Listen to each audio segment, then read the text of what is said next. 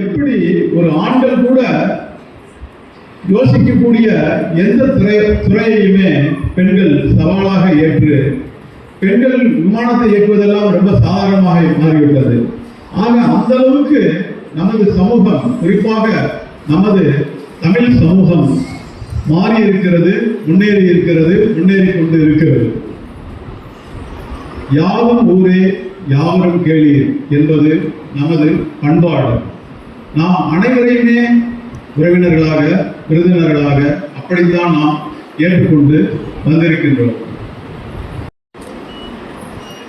பழைய ராமநாதபுரம் மாவட்டத்தில், தற்போதைய விருதுநகர் மாவட்டத்தில் ஒரு மிகவும் பின்தங்கிய ஒரு பகுதியில் பெண்களின் முன்னேற்றத்திற்காக, பெண்களுக்கு கல்வி கொடுப்பதற்காக, பெண்களை உயர்த்துவதற்காக, பெண்களின் முன்னேற்றத்தின் மூலம் இந்த சமூகத்தில் ஒரு மாற்றத்தை உருவாக்குவதற்காக அல்லும் பகலும் பாடுபட்டு இந்த மாவட்டத்திலேயே இந்த கல்லூரியை 2வது இடத்துக்கு கொண்டு வந்திருக்கின்ற இந்த மேடையில் அமர்ந்திருக்கின்ற கல்லூரியினுடைய சேர்மன் அவர்களே, பொருளாளர் செக்ரட்டரி அவர்களே, ஏனைய நிர்வாகர்களே,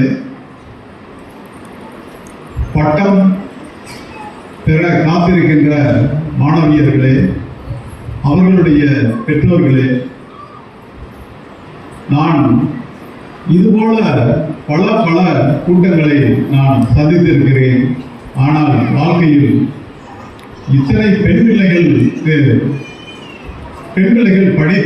படிக்கின்ற ஒரு இடத்துக்கு வந்து அவர்கள் பட்டம் பெறுகின்ற ஒரு ஆனந்தத்தை அவர்களுடைய முகங்களிலே பார்க்கின்ற ஒரு நிகழ்ச்சியை நான் வாழ்நாளில் இதில் தான் முதல் முறையாக சந்திக்கிறேன்.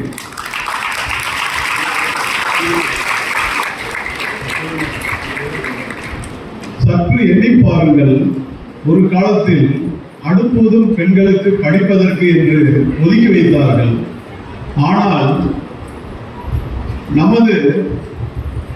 நான் இந்தியா முழுக்க பயணம் செய்திருக்கிறேன், இந்தியா முழுக்க பணியாற்றி இருக்கிறேன். ஆனால் பல மாநிலங்களை பார்க்கும் பொழுது நமது தமிழ்நாடு விலகித்தான் இருக்கிறது, தனியாகத்தான் இருக்கிறது, உயர்ந்துதான் இருக்கிறது. இதற்கு காரணம் நமது சீரிய சிந்தனையை செதுக்கிய சிந்தனை சிற்பிகள். அந்த சிற்பிகள் இந்த மண்ணில் தோன்றி இருக்காவிட்டால் இத்தனை பெண் பிள்ளைகளை இப்படிப்பட்ட ஒரு கிராமப்புற பகுதியில் பார்ப்பது இயலாது. ஆக இப்படிப்பட்ட ஒரு நீரோட்டத்திற்கு, இப்படிப்பட்ட இவ்வளவு பேருக்கு படிக்கக்கூடிய அளவுக்கு உங்களை படிப்பதற்கு மனதளவில் தேற்றியவர்கள் உங்களது பெற்றோர்கள். உங்களுடைய பெற்றோர்கள் இல்லாமல் நீங்கள் இங்கே வரவே முடியாது. ஆக அந்த பெற்றோர்களுக்கு நம் பெண்களை படிக்க வேண்டும், இந்த கல்லூரிக்கு போக வேண்டும், இந்த கல்லூரியில் பாதுகாப்பு இருக்கிறது, இந்த கல்லூரியினுடைய பேருந்து நமது கிராமத்துக்கே வருகிறது, அப்படி எல்லாவற்றையுமே ஒன்றாக உருவாக்கியது தலைவர்கள்.